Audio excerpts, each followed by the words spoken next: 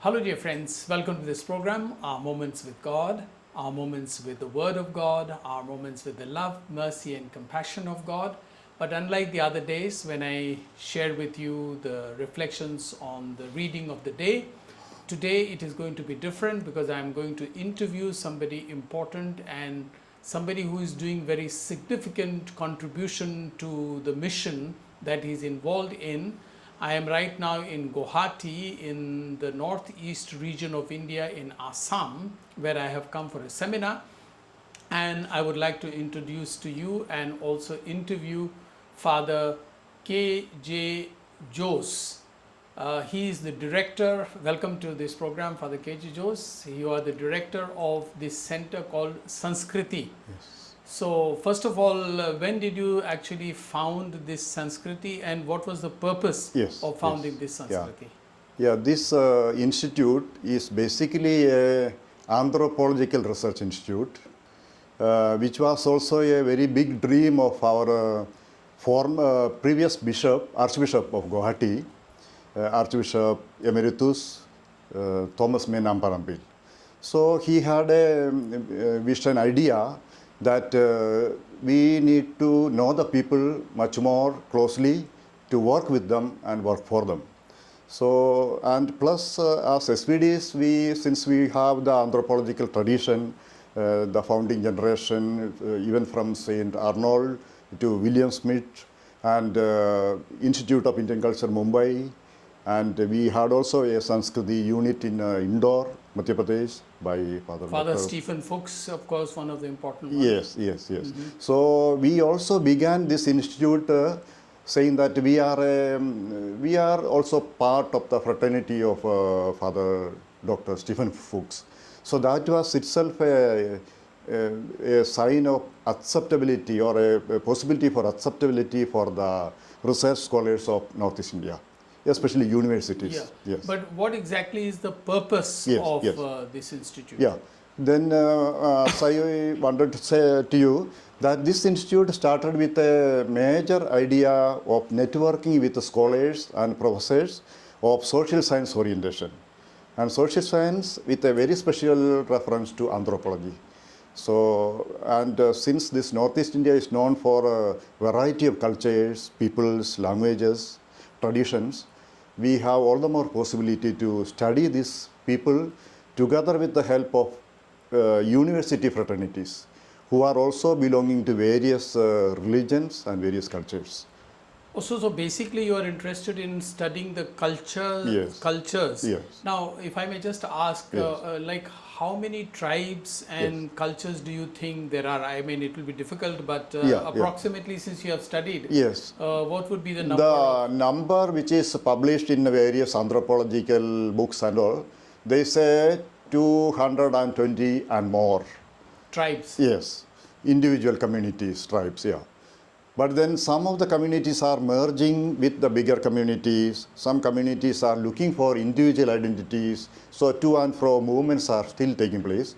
But published documents say we have about 220 and more communities. And you mean to say that each one of them has its own language and its own culture? Yes. Now all the communities have their own languages, and cultures actually also somewhere merging. The neighboring communities, for example, if we have a community here, the neighborhood communities have a lot of affinity and similarities, but as we go farther and farther, communities are much different. So our purpose also as a research institute to study these persons for the research purpose in a big way, contributing to the building up of literatures. And as a SVD missionary international congregation, our idea is also to network with people to study the closeness of religion or differences of religion also in a very special way. Yeah. Yes. Now, personally, were you always inclined to this kind of research, study, and interest in the cultures of people, or was it imposed upon you by the superiors? No, sometimes it happens. That is true. In fact, I was quite keenly interested. I was also some way connected to Father Dr. Ludusamy in INC. Because since I was provincial secretary there, We were somewhat connected, and I had also, as a very young missionary that time, I had also liking to study with these communities. But eventually, when we came to Northeast India, Archbishop Thomas also expressed this desire that a major contribution will be made by SVD congregation if we study the people of this area. So then I got all the more interested in this field of anthropological research. Yeah. Yes. So then it worked well. Now, how many years are you here actually in Northeast? In Northeast, I am about 30 years. 30 years? Yeah. 10 years I was in Arunachal Pradesh. Yeah. Then about 19 and a half years or so I am here. And when was this Sanskriti actually founded? This was 2016, 17. Oh, it's so late. Yeah. But then you were working earlier I in the was same... already, as a research institute we came much later. But this connection with the professors, university, visiting universities, participating in the seminars, which was always taking place for the editing of some books, etc. Work was already in a preliminary way it is done, but research institute was started much later. Yeah. Would you be able to say more or less in, not in great detail, Yes. what were your findings so far about these tribes and these cultures? And, Yeah, these communities we call, because since there are tribes, caste, Adivasi communities. Would you name some of the tribes? Yes, I can say about Bodo is a big community here in Assam. Tea garden communities, Adivasis we call generally. Adivasis and tribal, we have differences here. Bodos are, for example, tribals. Adivasis also are tribals in their place of origin, but in Assam they are not scheduled tribes. Yeah, what I understand is that these Adivasis come from Bihar or Odisha or Jharkhand and all that. Okay, that's good to clarify. And the similarities we find is that these communities are much more rural, even if they are staying in rather big towns. Community mentality is much more rural and welcoming. That is a very positive impact, positive thing for a researcher or a missionary to intervene and carry on the work. So these Bodos are more in Assam. What about the other Northeast? You were in Arunachal Pradesh. Basically, I was in Arunachal Pradesh. Yeah. So I was working with the Nishi community, East Coming district. About 10 years I was there. We have also done small researches on that communities. But at that time, we were also reminded by the bishop of the area, Tezpur, that we do not have to publish it because of the various situations of the national thinking that missionaries are working in Arunachal Pradesh, they are impacting the communities. So we were told not to publish it. So, but we have some data collected and we are writing some research papers recently in these days. What about the other northeastern states? Have you also had an opportunity to work, like for example, Meghalaya, Nagaland, and all that? I have not worked there, but we have a lot of interactions with the university professors. I only worked in Arunachal Pradesh and Assam, and to and fro sometimes I have gone to Tripura. Tripura communities are also rather closely known to me. But all these communities are closely known to us through professors of the universities. When you speak about universities, are you speaking only about the university in Assam, or are you also speaking about universities in other states? Which are they? Yes, all the northeastern universities with a special reference to Arunachal Pradesh, Tripura, Meghalaya, Nagaland. Each of them has a university? Yes. Many, about 16 universities are there. So many of the universities we have close friends in social science departments, meaning sociology, anthropology, tribal studies, history, philosophy and so on. And we found that these professors also are belonging to various religions, various religious affiliations, but we could become friends under the umbrella of research for the people's cause or research orientation. So that made us very closely networking with the university professors. So now, like in the rest of India, with the effect of the right-wing RSS, Vishwa Hindu Parishad, they are suspicious of this kind of research or work. What is your experience with the professors here in the Northeast? Are they also suspicious of your work or intentions? No, Northeast we have found it is much different. Because in other parts of the country, we have heard and we have experienced also this type of polarization and difficulties to see missionaries as scholars, maybe researcher. If I am an anthropologist, I will not be seen as anthropologist because I am a Christian missionary. But here there is a openness as if we are able to contribute to academic research, if we are debating in their own wavelength, so we are welcome and our works are going on rather smoothly. And you find that the professors are open-minded and very supportive. Yes, very open. Now, as I understand that this Sanskriti is also responsible for publishing research papers. Yes. So what kind of publications have you done so far? Yeah, we publishing means we take the initiative to write the papers, editing, all other works, than publishing proper. Publishing is done by well-known publishers, rather smaller publishers. Yeah. So our, you mean the themes which we do? Yeah. The themes which we generally do are cultures and religions and inclusive themes for India. That is one of my books also tomorrow, which is coming out on Indian story. We are writing about equality, fraternity, social responsibility, and themes which are rather acceptable for all communities. So that's your book now? Yes. Okay. Yeah. And what are you focusing on? Basically identity, equality, etc. Yes, yeah. How do we journey together for the cause of research, for the welfare of people? Yeah. So wherein religion plays a big role and culture plays a big role, and culture doesn't have to divide us even if it is belonging to various religions.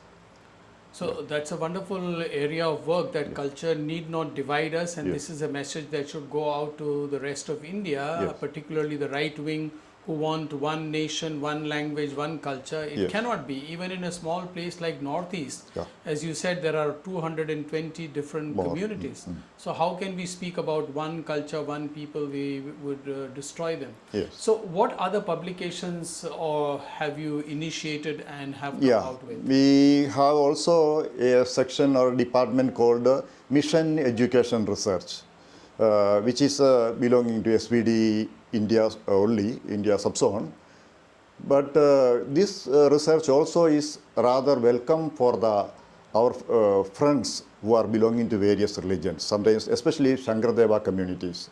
You might have heard about a community called Shankardeva in Assam. They also belong to the sect called Nam Kirtan. They sing Nam Kirtan, singing Sahasra Nama to Vishnu, etc.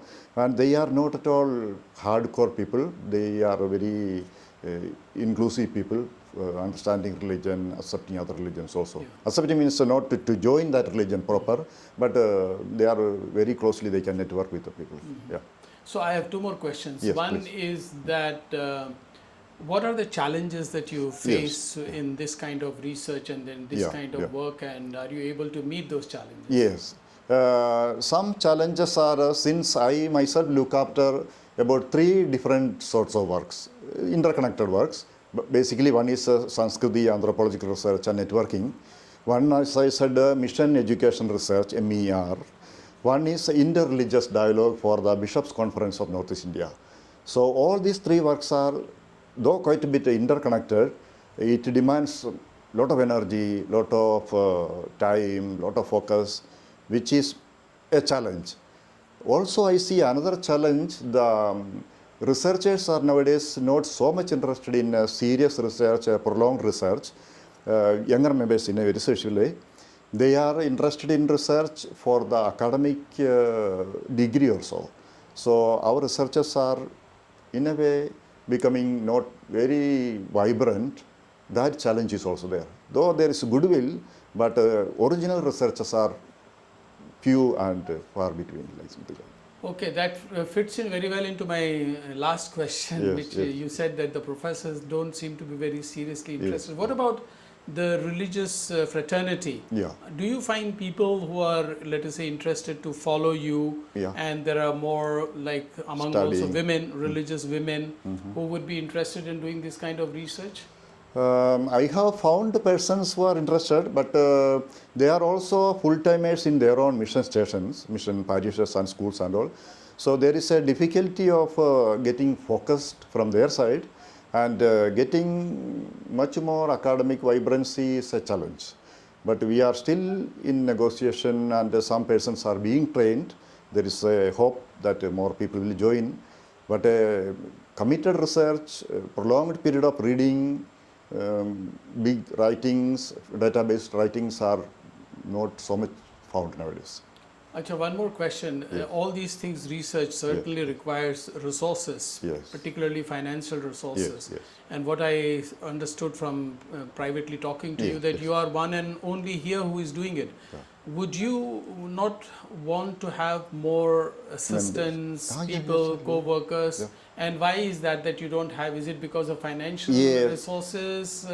No, I was in fact asking number of provincials, regionals, for us regionals, that I need persons who are collaborating with me, not the assistants as such, but persons who can look into some areas wherein I myself started working. But the challenge is that we have many centers to be catered to in various parts of the Northeast India. Then the financial aspect, as you said, it's a very important aspect. But we found Anthropological Survey of India is willing to support us. Again, time and off and on, not a regular basis, but if the theme of the seminar is very much feasible for a national thinking and all. Anthropological Survey of India, Indian Council of Social Science Research, they are also willing to support our cause, but not for a larger financial need, but a small hand holding. Yeah. So that is what. Maybe just one more last Yes, please, question. please. I keep on saying last question. These researches that you have made, Yes. does any one research or researchers Yes. have created controversies with regard to the tribal saying, no, what you have written is not right or Yes. wrongly represented? Has been... Yes, that is a very important, and I feel that I'm happy to speak on that one, because never it has taken place, because all our publications are jointly edited by professors and myself. So that we made it a point from the very beginning of our first issue of our proceedings, that we edit the book together with a professor who is well versed in the tribal affairs or tribal concerns of that area. So that must have been one of the reasons. None of our about 44 or 45 books so far we were not spoken ill of, or everything was seen something very positively. So, Father K.J.Jose, congratulations for this wonderful work that you are doing, and congratulations for your research that you have done and the books that you have published. And I thank you also for giving time to our Moments with God and to this channel, and I'm sure people will relish your interview. Yeah, I am glad that Father Dominic asked me to share some of the perspectives of Sanskriti. Thank you. Thank you.